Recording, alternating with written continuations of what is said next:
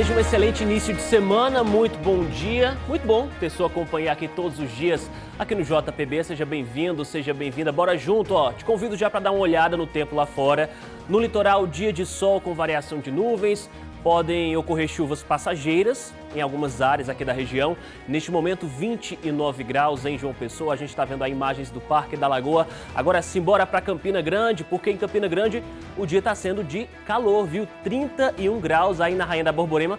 Tem até uma aranhazinha tomando um ventinho junto da nossa câmera, viu? Você está vendo aí imagens da câmera na torre da TV Paraíba, em Campina Grande. Para todo o agreste, sol e nuvens, não deve chover agora à tarde na região, mesmo com essa quantidade toda de nuvens.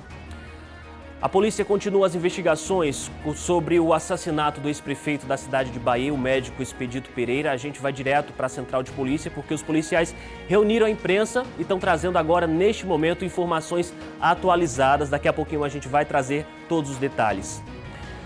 Moradores da cidade do Conde acordaram com um susto grande na madrugada, que bandidos explodiram uma agência bancária. O prédio ficou totalmente destruído. Você está vendo aí as imagens, daqui a pouco vem com a reportagem completa. Na cidade de Lagoa Seca, um idoso de 72 anos foi preso por estupro. Segundo a polícia, a vítima é enteada dele e foi abusada por 20 anos. E uma briga entre irmãos acabou com uma tragédia no interior do estado. Emi Nascimento chega aqui ao vivo e vai trazer essas informações pra gente. Oi, Emi, bom dia pra você. Oi, Ítalo, bom dia para todo mundo que está acompanhando a gente. Olha, um final de semana marcado por violência familiar aqui no interior do estado. Nesse caso, os irmãos brigaram e os dois acabaram morrendo por conta de uma discussão. E como você bem disse, o caso de Lagoa Seca, mais violência familiar, dessa vez violência sexual. Daqui a pouquinho a gente traz detalhes dessas duas histórias. Que pena, né, Emi? Que pena. Muito obrigado pelas informações. Te espero já com essas notícias aqui no JPB. Na saúde, a notícia é a nova atualização da Secretaria de Saúde do Estado. Colocou 12 cidades na bandeira vermelha. Arthur Lira já está aqui preparado com essas informações, não é, Arthur? Bom dia para você. Bom dia, Ítalo. Bom dia para você que nos acompanha. É isso mesmo, principalmente porque a situação está ficando bem preocupante no nosso estado, a começar do sertão da Paraíba. Várias cidades, inclusive, Ítalo, já estão decretando novas medidas restritivas para tentar controlar aglomerações e a contaminação do novo coronavírus. Daqui a pouco a gente vai falar também como está a situação de ocupação dos leitos nos hospitais do sertão e do agreste, que já está chegando uma situação bem complicada. E também vamos ter aqui uma declaração do governador do estado da Paraíba sobre a campanha de vacinação contra a Covid-19. Tá bem, Arthur. A gente te espera com essas informações muito importantes. Até já. Mesmo com esse alerta, com o aumento, do número de casos de Covid, tem gente fazendo festa. Essas são imagens do último fim de semana. Isso foi na cidade de São Bento e a gente pode ver uma multidão. Me ajuda, Pitinho!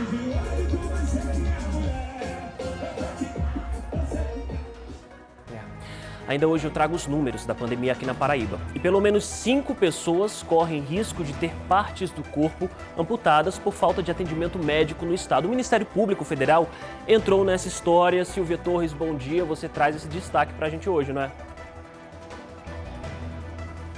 Exatamente, Ítalo. Bom dia a todos. O Ministério Público Federal ajuizou uma ação em desfavor da União, Governo do Estado, Prefeitura de João Pessoa. Isso porque alguns procedimentos não estão sendo realizados pelo SUS, exames e outros procedimentos. E aí, pelo menos 5 pessoas estão correndo o risco de terem partes do corpo amputadas de forma que poderia ser evitada, entendeu?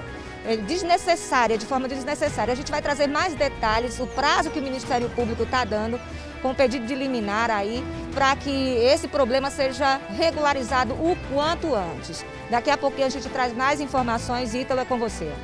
É muito sério, né, Silvia? Muito obrigado. A gente está aguardando essas suas informações, viu? Até já. Morre no Rio de Janeiro o músico Zé Calixto, paraibano de Campina Grande, era mestre de fole e 8 baixos e tinha mal de Alzheimer. Estava internado desde janeiro, morreu aos 87 anos. E vem fazer o JPB junto comigo, é bem fácil. Envie aí uma mensagem, um vídeo, uma foto, sugestão de reportagem também é sempre muito bem-vinda. Olha aí nosso número 981819700, é o nosso canal direto. Vem cá, fica comigo. Tá começando o JPB. Aqui tem jornalismo responsável e, em primeiro lugar, compromisso com a comunidade.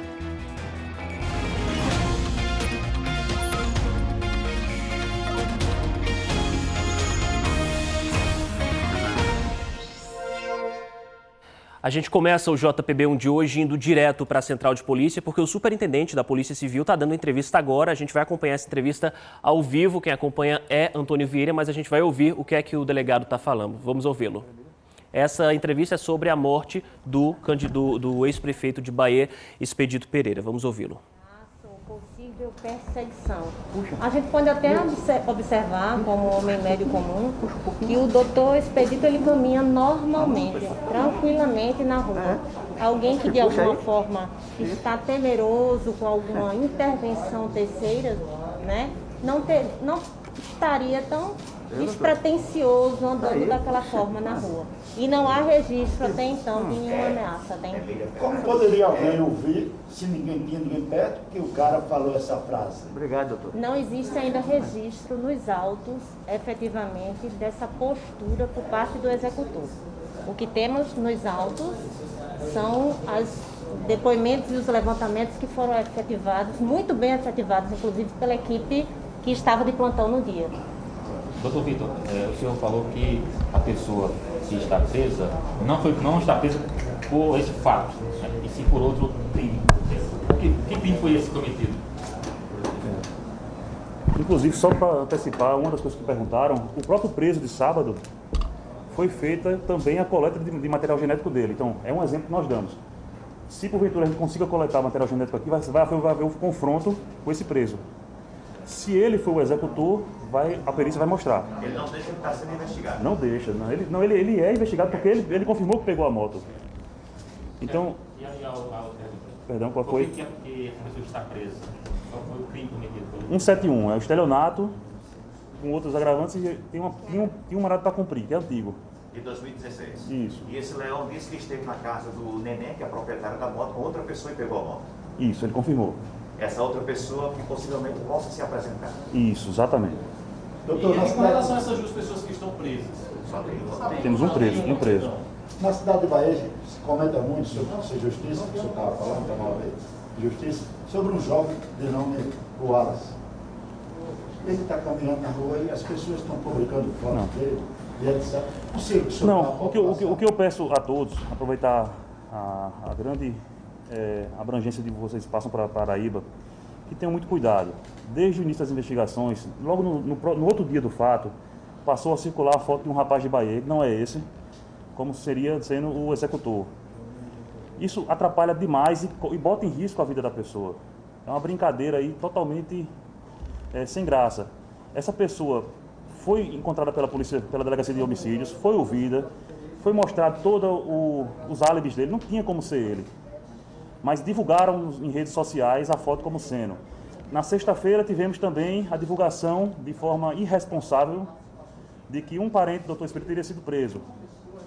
Causou toda uma confusão aquilo ali. Então assim, o Wallace, ele é citado como amigo das pessoas. Suspeito não. Então assim, o que eu passo é, esse rapaz, existiu ele no inquérito, mas citado como amigo. Até agora, nada contra ele. E esse Leão que encontra-se preso, ele tem conhecimento que um dos sobrinhos do Dr. Expedito foi candidato a vereador, ele teria trabalhado com ele diretamente ou não procede isso? Não, ele tem conhecimento, ele confirmou que trabalhou com ele na campanha e continua trabalhando até hoje. Nas redes sociais desse Leão tem imagem dele com um candidato de carro. Aí é dedução de vocês. Doutor, do ponto de vista dos pedidos à justiça, lembrando que já se passou o período do flagrante, o que é que já foi pedido ao judiciário, até porque só pode ser realizada a prisão agora, com mandado de prisão pedido pela justiça. Aí é uma informação técnica de investigação que eu não posso estar passando para não nos atrapalhar, né? Doutor, então em tese é isso, né? Hoje a polícia tem uma pessoa presa, outras pessoas já foram ouvidas, fazem parte deste inquérito, e qual o próximo passo agora? Exato. Estamos ainda nos primeiros dias pós-crime, onde algumas provas elas se evadem com o tempo.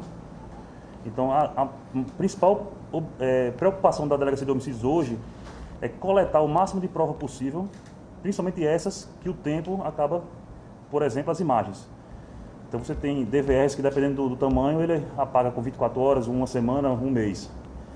Então está se traçando uma linha bem bacana com relação a essas imagens, que já vem mostrando um material bom para a investigação. E isso vai ser tudo traduzido depois em prova e em representações, como o colega ali perguntou. Delegado Vitor, dá para o senhor falar quais são, assim, qual o perfil desses 2 presos e a questão do descarte do latrocínio? Só tem um preso mesmo. Não, aliás, dos 2 suspeitos. Isso. O que nós temos hoje, a coincidência dos dois, o preso e o suspeito, é que os dois trabalham juntos e trabalham para esse parente da vítima. Então são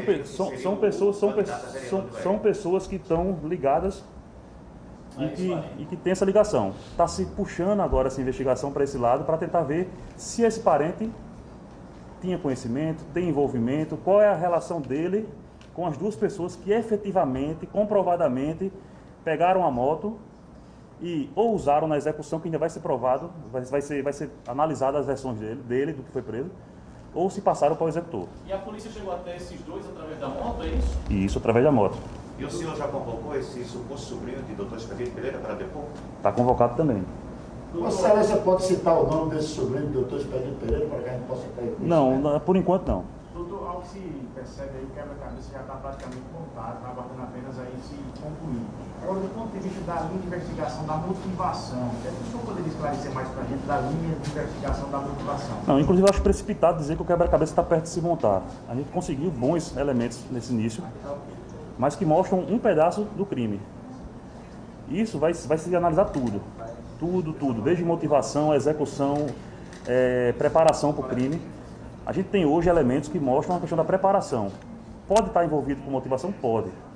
Pode ter relação com a execução? Pode, mas ainda estamos trabalhando nisso aí.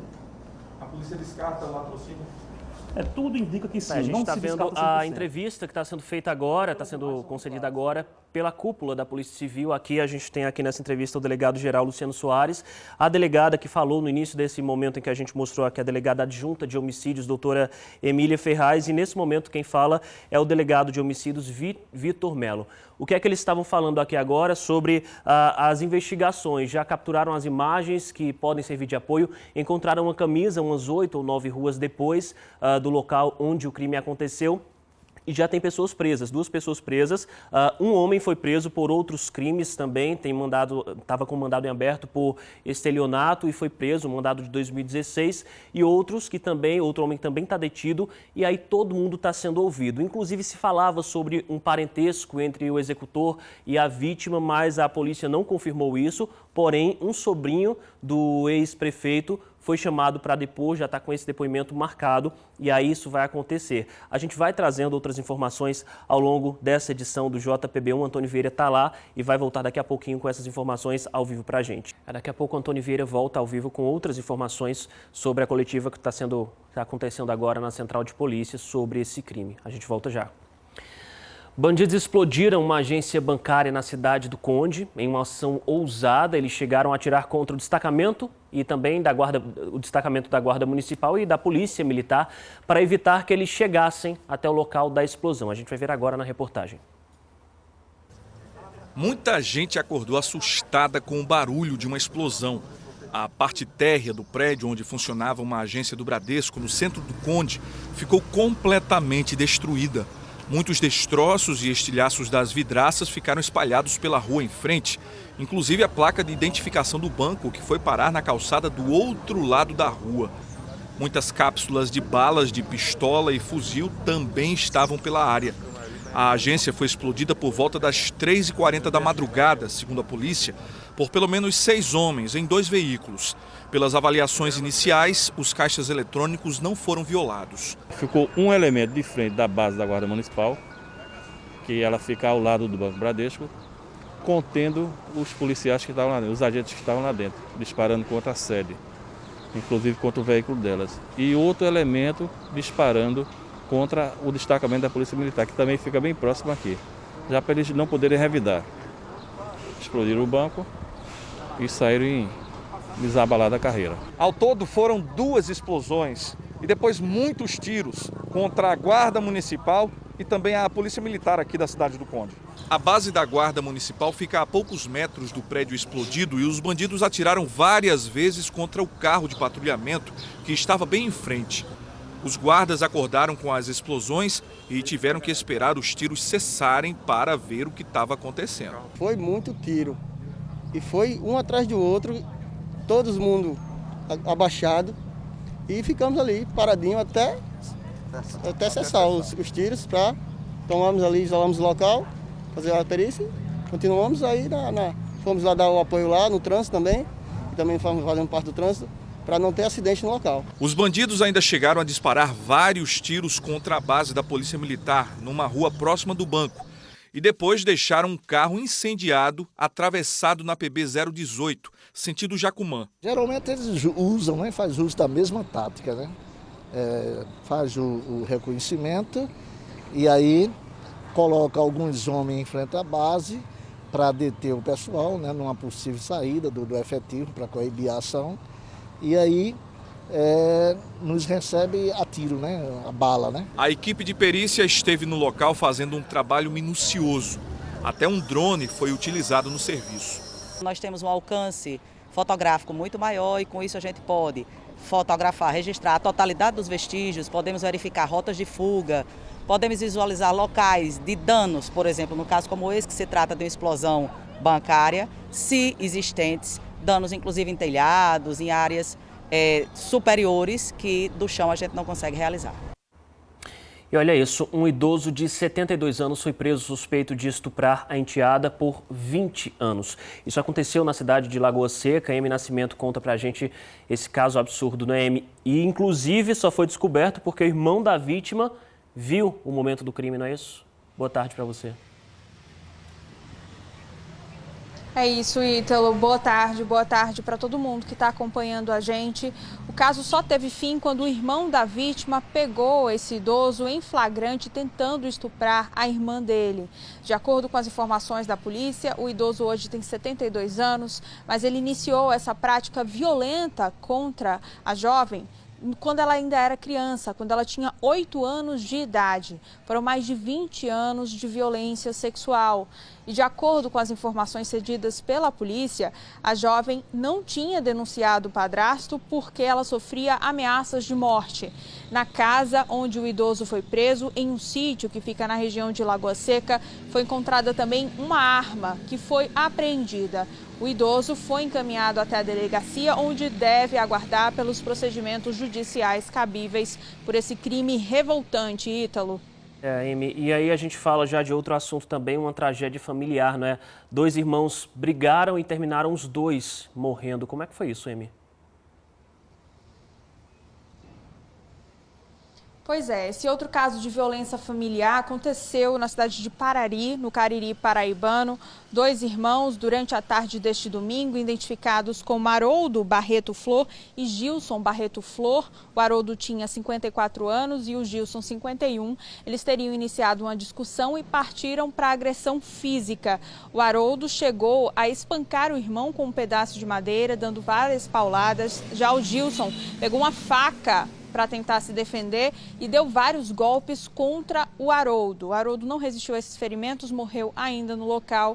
Já o Gilson tentou pedir socorro, caminhou alguns metros em direção à casa de um tio, mas acabou também morrendo no caminho antes mesmo de chegar a pedir por esse socorro. Agora, a apuração da polícia, que ouviu ontem testemunhas e familiares, é para saber o que é que teria motivado essa discussão entre os 2 irmãos, que acabou com a morte dos 2, ou seja, muita violência familiar durante o final de semana. Ítalo, volto com você.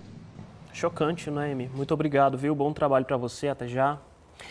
A nova atualização do Plano Novo Normal colocou 12 municípios na bandeira vermelha. Isso significa mais restrição e, claro, uma preocupação maior com a situação da pandemia aqui no estado. Arthur Lira está aqui com a gente de volta, vai conversar com a gente. Arthur, esses 12 municípios ficam no sertão, não é isso? Boa tarde.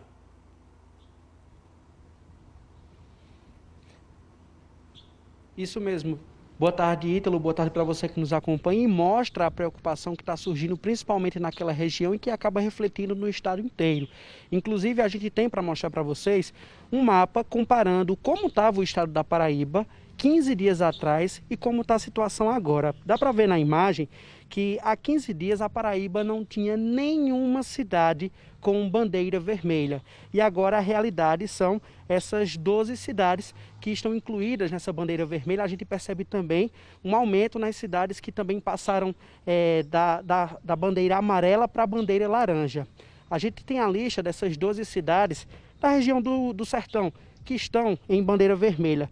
São as cidades de Catingueira, Emas, Igaraci, Mãe d'Água, Mato Grosso, Princesa Isabel, Quixaba, São Francisco, São José do Bonfim, São Mamede, Uiraúna e Vista Serrana. O que chama a atenção é que a maior parte dessas cidades fica na região de Patos. E Patos é a grande referência de atendimento para a Covid-19 durante essa pandemia. Para a gente ter uma noção, por exemplo, hoje o Hospital de Patos ele só tem 2 vagas disponíveis de UTI para todas essas cidades que tem como referência principalmente as que estão em bandeira vermelha.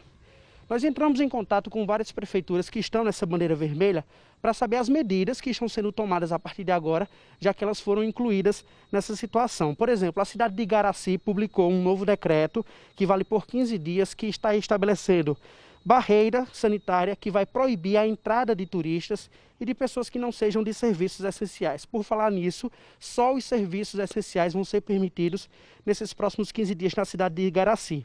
Por exemplo, bares, restaurantes e lanchonetes só vão poder funcionar por delivery. Também estão proibidas as práticas de esportes, atividades em praças públicas e feiras de gado. Sobre eventos religiosos, a recomendação é que os fiéis acompanhem cultos, celebrações e missas de maneira online. O templo ele pode receber fiéis desde que obedeça um limite máximo de 30% da capacidade total, além de todas aquelas medidas de distanciamento, álcool em gel e verificar a temperatura. Na cidade de São Mamede, a prefeitura decretou que todos os servidores públicos fiquem em atividades de home office, exceto aqueles que são das atividades essenciais. Para o fim do ano, a Prefeitura de São Mamede proibiu festas de fim de ano, inclusive proibindo a queima de fogos. E a cidade também vai adotar protocolos de rondas para saber se as pessoas estão cumprindo as medidas de distanciamento. Em Princesa Isabel, que também está na bandeira vermelha, está proibido qualquer evento que aconteça tanto em local aberto ou fechado que provoque aglomeração. Lá, bares e restaurantes e lanchonetes estão com limitações de funcionar no máximo até às 10 horas da noite. Inclusive, pizzaria, por exemplo, só pode abrir à noite e também tem que fechar às 10 horas. E todas as atividades de comércio devem respeitar o limite de 30%. E isso é o que está sendo decretado pelo município. A cidade de Emas, apesar de estar na bandeira vermelha, não vai adotar mais nenhuma medida restritiva, tudo vai continuar como está. E na cidade de Uiraúna, a informação é de que hoje à tarde a equipe de saúde vai se reunir para tomar uma posição. É importante destacar que quando o governo do estado considera uma cidade na bandeira vermelha, fica a recomendação de que sejam mantidos apenas os serviços essenciais. E a gente viu que algumas cidades, inclusive, vai permitir aí o funcionamento de bares e restaurantes, o que, de acordo com o governo do estado, não é recomendado. Porém, cada prefeitura tem autonomia para decidir sobre suas medidas. Isso tudo está refletindo nos hospitais, principalmente no Sertão. No Hospital Regional de Pombal, no Hospital Regional de Piancó e de Cajazeiras, já não há mais nenhum leito disponível para tratar a Covid-19. Inclusive, Pombal está há mais de uma semana nessa situação. Ainda no Sertão tem o Hospital Regional de Patos.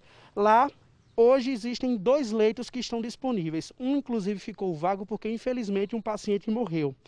E o resultado é que, pela falta de leitos no Sertão, muitos pacientes estão sendo transferidos para Campina Grande, porque esse é o plano B na pandemia. Mas aqui em Campina Grande, como a gente vem falando desde o fim de semana, o Hospital de Clínicas, que é do estado, já está lotado. Lá tinham 30 leitos de UTI que estavam lotados. Ontem, o hospital conseguiu abrir mais 2 UTI para Covid, mas também já foram ocupadas.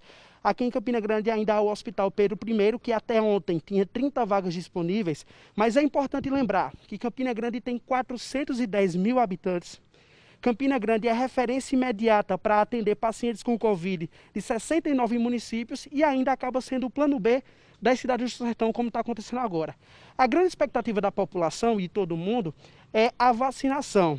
Ontem, o governador do estado, João Azevedo, divulgou que vai obedecer o protocolo de vacinação do Ministério da Saúde, mas não está descartando a possibilidade de comprar outras vacinas, inclusive seringas, para reforçar essa imunização. A gente traz agora os números da Covid-19 aqui no estado. Vamos dar uma olhada no boletim divulgado pela Secretaria de Saúde da Paraíba. Já são 153.649 casos confirmados da doença. O número de mortes também é algo que tem crescido, né? A gente tem visto aí 3.439 pessoas morreram por conta dessa pandemia, por conta da Covid-19. Recuperados também aumentou, 120.269 pessoas estavam doentes e se recuperaram. Agora a gente vai para a segunda tela aqui, que mostra a ocupação dos leitos de UTI. A gente tem aqui, olha, na região metropolitana de João Pessoa, 59%, que é um número alto. Em Campina Grande, 56% dos leitos de UTIs para adultos estão ocupados e no Sertão, que é o local onde mais preocupa nesse momento, 93% dos leitos de UTI estão ocupados no sertão da Paraíba. A gente volta agora a falar sobre o assassinato de Expedito Pereira. A Polícia Civil trouxe agora há pouco as atualizações do caso. Eu vou chamar Antônio Vieira, que acompanhou tudo e traz um resumo para a gente dessa coletiva que foi dada agora há pouco. Não é, Vieira? Boa tarde para você. Isso, Ítalo. Boa tarde para você, boa tarde aos amigos do JPB1. A gente fala ao vivo aqui da Central de Polícia, no auditório, onde acabou de acontecer a coletiva à imprensa, com as presenças aí do delegado-geral Luciano Soares, a delegada adjunta de homicídios Emília Ferraz e também com o delegado titular de homicídios, Vitor Melo, que está aqui conosco para conversar rapidamente com a gente, para a gente entender o que a polícia já tem de levantamentos diante do que, digamos, vem sendo investigado desde a semana passada, quando o ex-prefeito de Ibaê, o doutor Expedito Pereira, né, foi morto no bairro de Manaíra, e a gente agora está com o delegado aqui para entender um pouco dos levantamentos. Delegado, muito obrigado por ter esperado. Quais são os levantamentos que a polícia já tem em relação às investigações e que levam já a suspeitos? 2 suspeitos já foram identificados. Isso, boa tarde. Desde o momento do fato, que as equipes da Homicídios vêm trabalhando de forma praticamente sem parar e coletando provas. Essas provas levaram a identificação do veículo usado no crime, como também da camisa usada pelo suspeito que executou o doutor Expedito e que foi descartada após o crime. Então, esse material vai ser levado para a perícia, para uma tentativa de coleta de material genético. Então, com a identificação do veículo, a equipe de investigadores conseguiu chegar ao local da residência do dono do veículo. Este foi encontrado, o veículo foi encontrado, foi apreendido, e o dono é levado à delegacia para prestar depoimento. No depoimento ficou claro que ele não estava com o veículo no momento do fato. Ele emprestou a motocicleta. Foi identificar as pessoas que estiveram com a motocicleta. Uma delas, a Polícia Militar, prendeu na sexta-feira, no sábado à noite, por outro crime, por questão de mandado de prisão. Porém, no domingo, foi interrogado pela Polícia Civil, onde ele acabou confirmando que realmente tinha pego essa moto. Ainda está meio nebuloso a questão de para quem se entregou essa moto, mas aí tudo vai ser provado através das investigações. Ressaltar que essa dinâmica de investigação vem sendo feita com a grande ajuda de CEMOB, Polícia Militar, Polícia Rodoviária Federal e, inclusive, vou agradecer a questão dos porteiros dos prédios, ali na região de Manaíra. Porteiros, funcionários que vêm ajudando muito na obtenção de imagens. Ô, delegado, e o senhor falou de um primeiro suspeito, que é uma pessoa que está presa, né, que foi quem teria pego a moto do proprietário na cidade de Bahia. E quem é o segundo suspeito? Qual é o envolvimento que ele teria? Na verdade, são 2 suspeitos que pegaram a moto. Então, o primeiro foi preso por esse mandado de prisão e o segundo ficou de se apresentar. Já foram feitas diligências na residência desse. A esposa dele foi ouvida em delegacia, porém ele já não encontrava-se mais aqui em João Pessoa, em Bahia. Então ele ficou de se apresentar com um advogado ainda essa semana. Essa semana. Então, 2 suspeitos, um preso por um mandado de prisão que não tem ligação com o crime em si, e outras pessoas já estão sendo apontadas como suspeitas também, porque, por exemplo, o senhor está falando que esses 2 suspeitos têm envolvimento em relação a ter pego a moto, né, para o uso, mas não necessariamente seriam executores, é isso? Não, na verdade, o que temos hoje de prova é que no momento do crime eles estavam com a moto. Então, assim, eles vão ter que agora que provar que não eram eles que estavam na execução. Porque vai ser feito ainda perícias, imagens, tudo, para se mostrar se era um dos 2 aquele executor. Ainda não está descartado isso aí. Inclusive, já foi submetido, esse preso foi submetido à coleta de material genético para possíveis confrontos. E o próximo que vier, talvez, também seja feito esse tipo de perícia. E uma pergunta que muita gente ficou também durante esse fim de semana querendo entender: existe ligação de parentes do ex-prefeito Expedito Pereira com o crime? Isso está sendo investigado ou já descartado? Como é que a polícia está vendo isso? Não, o que temos hoje de prova, confirmado pelo preso e pela esposa do outro que vai se apresentar, é que os 2 trabalham ou são funcionários de um parente de Dr. Expedito. Isso já está nos autos. Se esse parente tem envolvimento com o crime, é uma segunda etapa de investigação. Então as investigações continuam, a gente segue aqui da Central de Polícia, acabamos de falar com o delegado Vitor Melo, delegado titular de homicídio, que está à frente dessas investigações, de um crime que tomou uma proporção, uma projeção muito grande nos últimos dias, da semana passada para cá, envolvendo aí como vítima o ex-prefeito de Bahia, Expedito Pereira. Ítalo, voltamos contigo. Muito obrigado, Vieira. As investigações estão andando bem rápido e a gente segue acompanhando tudo e trazendo aqui. Bom trabalho para você. Intervalo agora, na volta a gente mostra que pelo menos 5 pessoas correm risco de ter partes do corpo amputadas por falta de atendimento médico no estado. Aí o Ministério Público Federal entrou nessa história. E ainda nessa edição, a despedida a Zé Calixto, paraibano de Campina Grande, era mestre de fole e 8 baixos e estava internado no Hospital do Rio de Janeiro. O JPB1 volta já.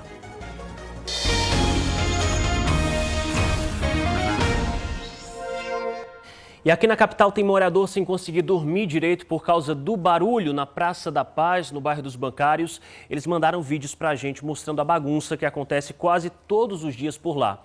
Situação complicada, porque de paz mesmo, a praça só tem um nome. O barulho e o tumulto durante a noite e a madrugada foram gravados por moradores do entorno da Praça da Paz.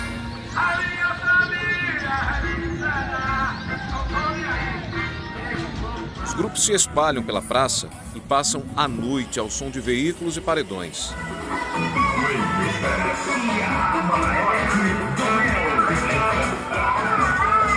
O barulho segue por horas, segundo os moradores.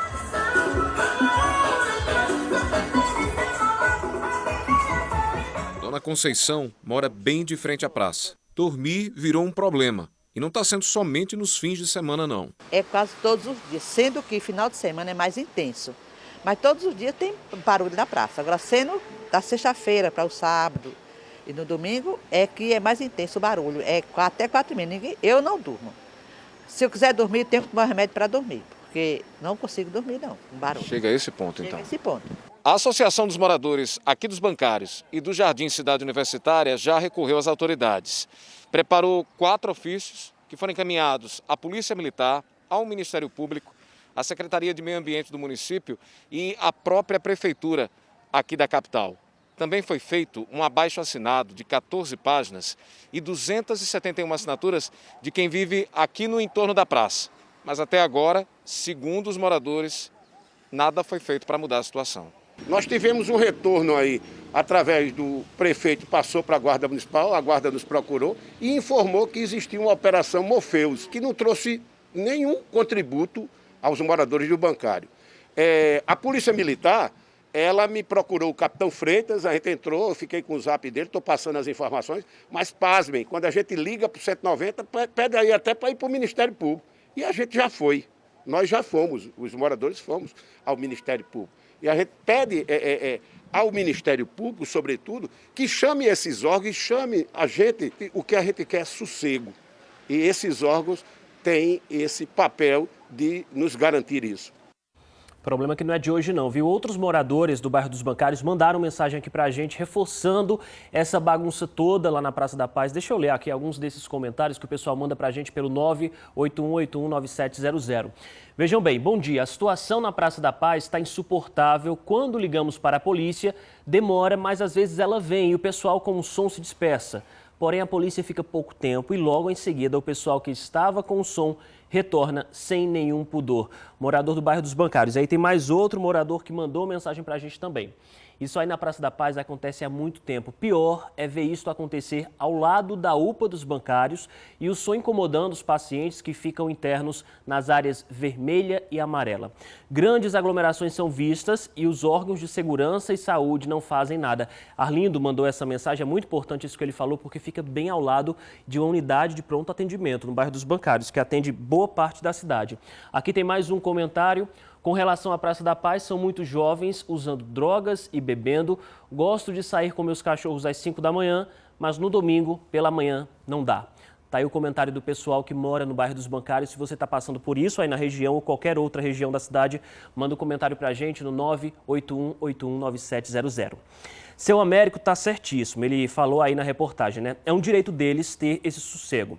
A gente foi atrás de respostas dos órgãos responsáveis. Nós procuramos o Ministério Público Estadual. O promotor do Meio Ambiente da Paraíba, José Farias, disse que ainda está tomando conhecimento do caso e orienta que os moradores acionem imediatamente os órgãos de fiscalização como Polícia e Secretaria de Meio Ambiente. Já a Polícia Militar informou que vem aumentando a presença no local com abordagens a pessoas suspeitas e tentando evitar a perturbação do sossego e outros problemas alegados pelos moradores. Mas a PM afirma que o problema envolve outros órgãos e, por isso, eles têm buscado parceria com esses órgãos para trazer uma resposta mais efetiva para a população.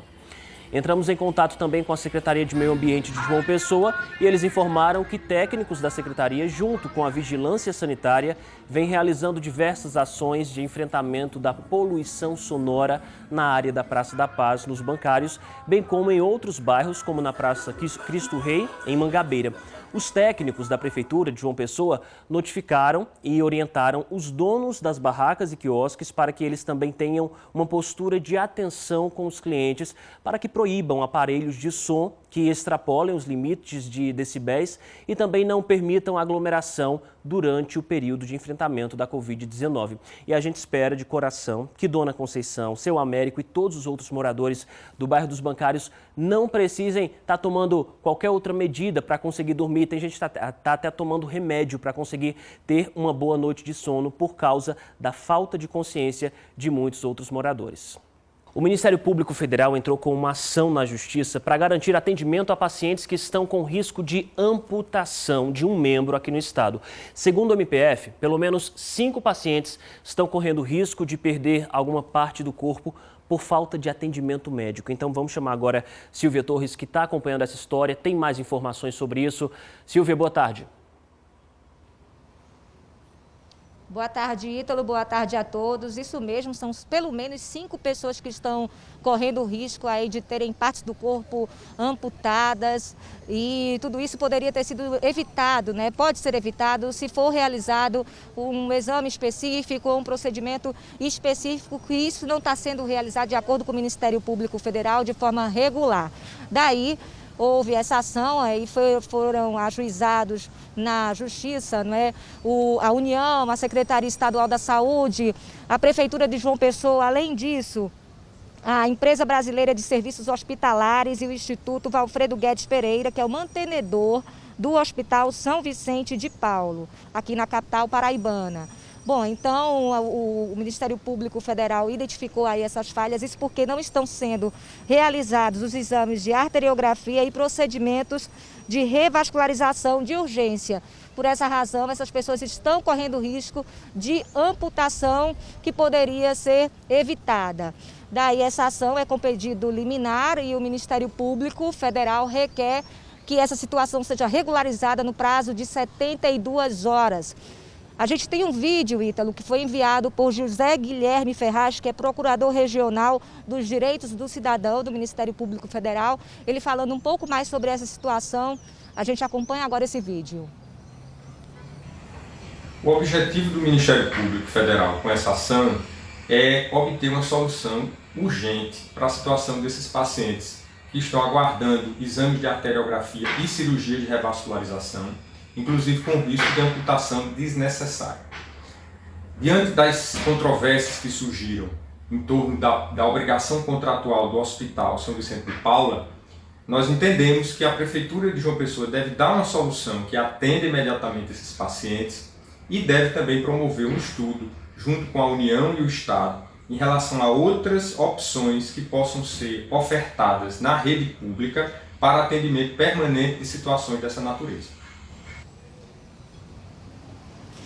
Bom, Ítalo, o Ministério Público Federal também requer que seja feita uma auditoria pela União no setor de regulação do município de João Pessoa e também do Hospital São Vicente de Paula, exatamente para identificar por que estão acontecendo essas falhas na realização desses exames e desses procedimentos. Nós buscamos aí um retorno da Prefeitura de João Pessoa, né, quanto a essa urgência para regularizar essa situação. A gente não obteve ainda esse retorno, a gente está aguardando, tá? A gente também buscou aí explicações por parte da Secretaria Estadual da Saúde, que enviou uma nota para a gente dizendo o seguinte: que houve uma reunião na sexta-feira sobre esse assunto com representantes do serviço do município de João Pessoa e de Campina Grande. Dentro dos encaminhamentos, essa reunião apontou que outros serviços em Campina Grande, por exemplo, podem ser contratualizados por lá para começar a fazer esses procedimentos também. E que o papel da Secretaria Estadual da Saúde é de dar apoio técnico. Disse ainda na nota que na divisão de responsabilidades do SUS é um procedimento que os municípios é que realizam.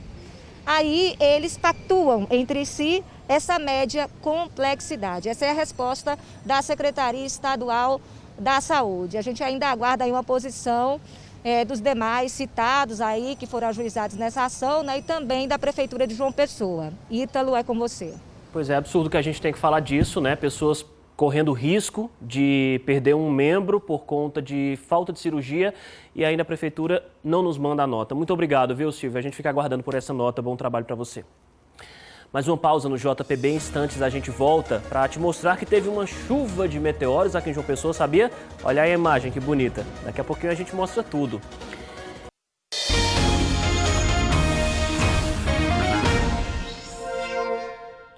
Um crime chocou clientes e comerciantes da feira que acontece no Cidade Verde. Neste fim de semana, uma mulher foi atingida por vários tiros nas costas e o principal suspeito é o próprio marido dela.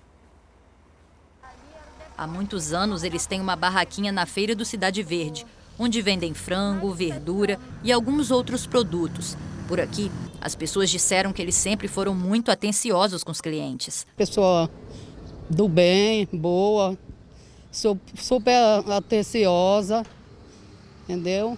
Conhecia muito bem, todos os dois.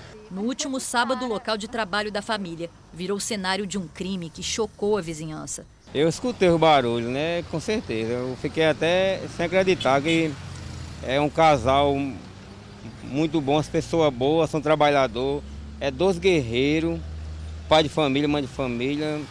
Não tinha, a gente não acha onde, como isso aconteceu, não tem como.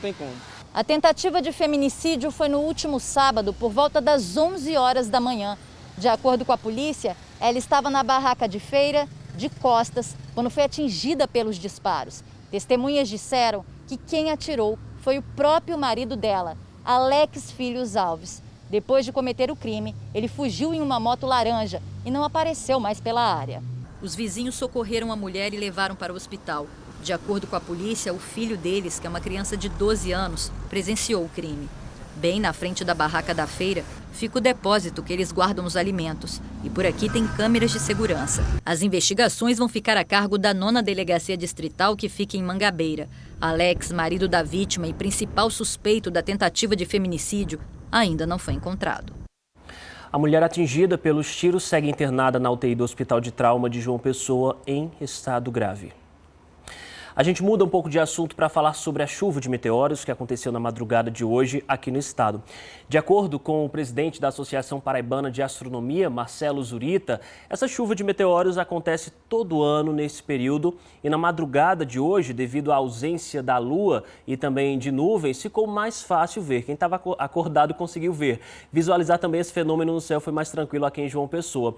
Marcelo Zurita reforçou que essa chuva causada quando a Terra atravessa os detritos de um asteroide e hoje à noite pode ocorrer novamente, mas para visualizar é preciso ver se o tempo estará com nebulosidade favorável para isso, tá bom?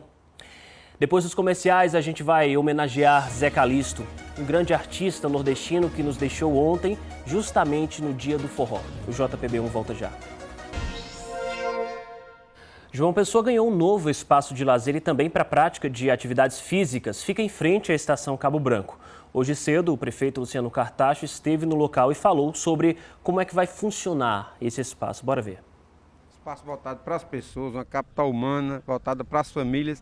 E o objetivo aqui é que a gente possa contemplar nesse espaço uma área bacana de lazer. Então aqui a gente vai permitir desde o ciclista, já que a gente tem um circuito interno aqui, inclusive infantil para a criançada, mas a ciclovia aqui está ligada diretamente à ciclovia da nossa orla. Aqui também a gente tem um espaço para quem vem andar no seu patinho, aqui tem um espaço também para as famílias que vêm trazer a criançada, né? Tem todo um processo educativo que está sendo feito pela CEMOB aqui para orientar as pessoas no sentido de não misturar, né, quem anda na bicicleta, andar exclusivamente na ciclovia, quem anda no patinho do mesmo jeito na sua área específica.